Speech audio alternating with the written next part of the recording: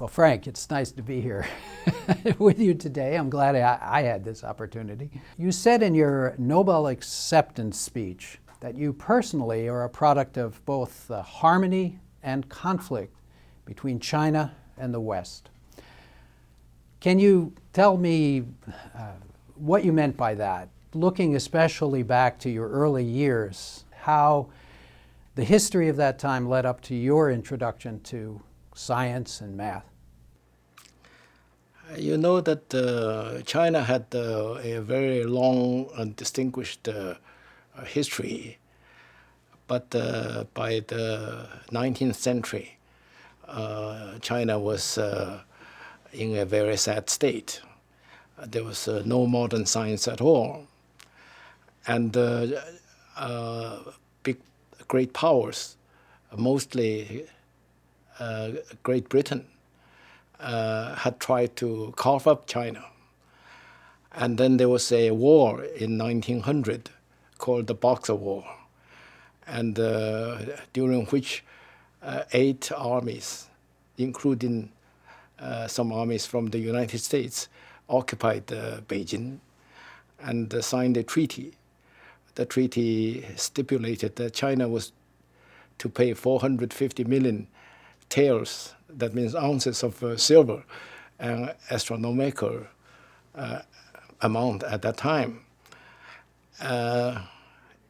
In about 10 years or so after that, the US Congress passed a law which said that part of that, the American share of that 450 million taels of silver is to be returned to China for educational purposes. And a foundation was set up, and the money from the foundation was used for 2 purposes. One, to establish a university in China, which is called Tsinghua University, one of the most famous universities now. It's one of the earliest modern university in China.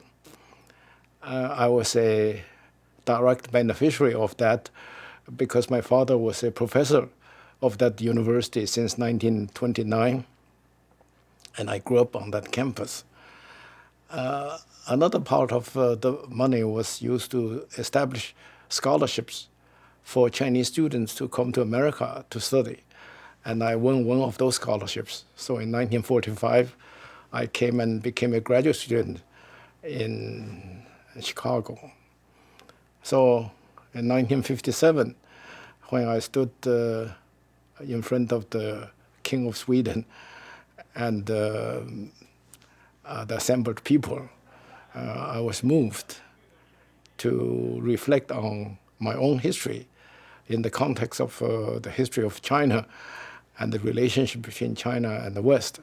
So that's why I said that I was a product of both cultures in conflict and in harmony.